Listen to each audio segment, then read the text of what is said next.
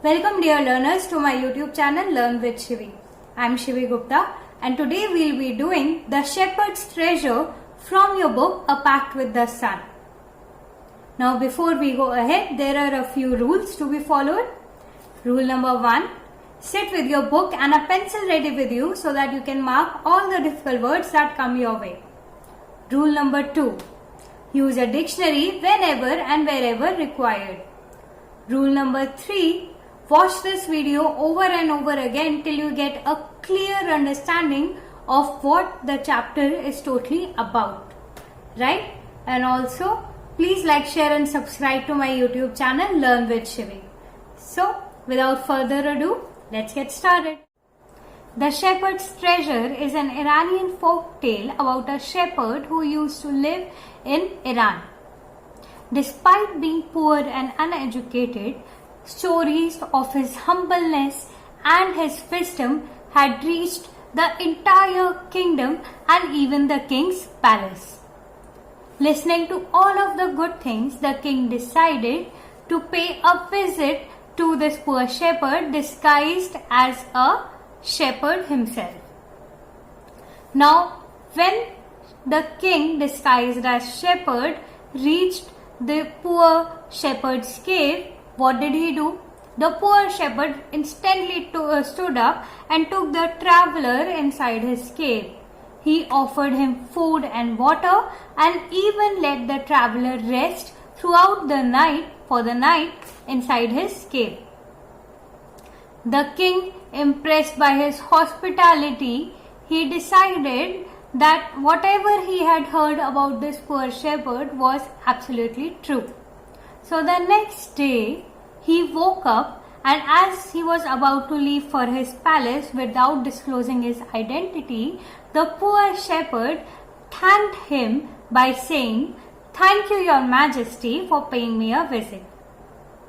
And with this sentence of his, the king realized how wise this poor shepherd was. So what did the king do? The king, impressed by the hospitality and the wisdom of this poor shepherd, he offered him a position of a governor in a small district. As a governor, this poor shepherd fulfilled all of his responsibility without bringing about even a slightest change in his basic nature. And seeing him do good, all the governors of other provinces got a bit jealous and they started filling in king's ears. They started telling the king about how faulty practices were carried forward by this new governor. The king at first ignored everything, but after some time he decided to find out what the truth was. Everybody kept telling the king that this new governor was keeping a part of the text in his iron chest. That is why he always kept his iron chest close to himself. So the king summoned the new governor in his palace on immediate basis. When the new governor came, the king noticed that he was actually carrying an iron chest. So the king immediately ordered to find out whether what people were saying was true or not, whether this new governor was actually keeping a part of the tax with himself or not. And what did he find? Let's find out together. The Shepherd's Treasure. In a village in Iran, there once lived a shepherd. He was very poor. He did not have even a small cottage of his own. He had never been to school or learned to read and write, for there were very few schools in those days. Though poor and uneducated, this shepherd was very wise. He understood people's sorrows and troubles and helped them face their problems with courage and common sense. Many people came to him for his advice. Soon, he became famous for his wisdom and friendly nature. The king of that country heard about him and thought of meeting him. So we are told about a shepherd who used to live in Iran.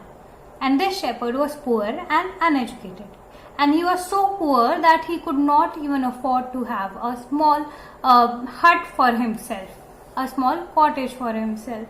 So, but he was famous throughout the village for his wisdom and his ability to understand people's emotions. Because of the manner in which he dealt people, many men came to him to seek advice for the problems that they were going through in their life. Now the stories of his goodness got spread around the kingdom and it reached even the king's palace. So the king decided to go and pay a visit to this poor shepherd.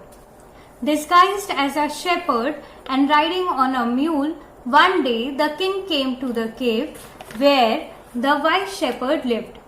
As soon as the shepherd saw the traveler coming towards the cave, he rose to welcome him. He took the tired traveler inside the cave, gave him water to drink and a share of his own meager meal.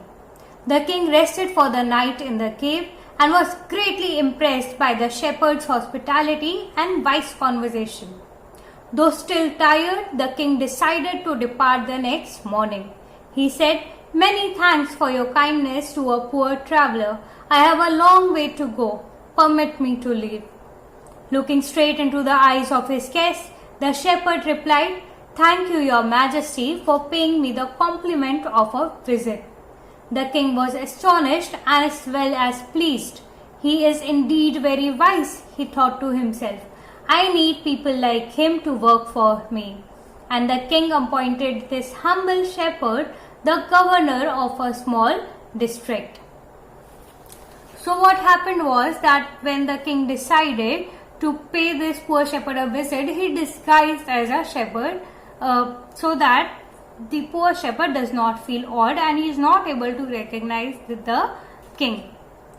So when the king reached the shepherd's cave, the shepherd took the traveler inside and he had a lot of wise conversations with him. He offered him food, water and even allowed him to rest for the night. The next day when the king was about to leave the cave to reach back his palace, what did the shepherd do? The shepherd looked straight into the eyes of the king and he said, "Thank you, your majesty, for paying me a visit." That means the shepherd had recognized the king at first go. The king was so impressed by all of the things that the poor shepherd did that he decided that he needed such people to work for him. So what did he do? He offered him a position of a governor. Although he rose to power and dignity, the shepherd remained as humble as ever. People loved and honored him for his wisdom, sympathy and goodness. He was kind and just to one and all. His fame as a fair and wise governor soon spread throughout the country. Now the governors of other provinces grew terribly jealous of him and began to talk to the king against him. They said, "He is very dishonest and keeps for himself part of the money that he collects as tax from the people. Why did he always carry with him," they added, "an iron chest? Perhaps he carried in it the treasure that he had secretly collected. After all," they said mockingly, "he was an ordinary shepherd and could behave no better."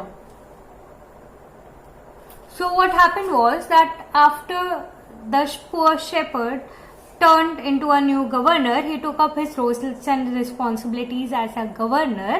Other people started becoming jealous of him. The other governors of other provinces, they started becoming jealous of this new governor. And as a result, they started making up stories about how bad the new governor is, and they started feeding those stories to the king, hoping that the king would just remove the new governor from his position. And what happened was, what did they start telling the king? They told him that this new governor is keeping a part of the tax with himself. he is not paying the entire tax collected to the kingdom, to the palace, and he is keeping a part of it with himself in the iron chest that he carries along with himself at all times. At first, the king did not pay attention to these reports, but how long could he ignore these governors and their endless stories about the shepherd? One thing was certain, the king discovered the new governor did carry an iron chest with him all the time. So one day, the new governor was summoned to the palace. He came riding on his camel, and to everyone's delight, the famous iron chest was there fastened securely behind him on the camel's back. Now the king was very angry. He thundered, "Why do you always carry that iron chest with you? What does it contain?" The governor smiled. So, listening to all the stories that the governors kept telling him about the new governor, the king got fed up and he decided that okay, it's more than enough and I must summon the new governor in my palace right as soon as possible. And when the new governor came on his camel, everybody was delighted to see that he was carrying his famous iron chest along with him. And as soon as the king saw the iron chest, he got so angry that he ordered him to open the chest and show it to everybody what was inside it. And in return, what happened? The new governor just smiled. He asked his servant to bring in the chest. How eagerly the people standing around waited for the shepherd to be found out. But how great was their astonishment, and even of the king himself, when the chest was opened. No gold or silver or jewels, but an old blanket was all that came out. Holding it up proudly, the shepherd said, "This, my dear master, is my only treasure. I always carry it with me." "But why do you carry such an ordinary blanket with you? Surely you are the governor of a district?"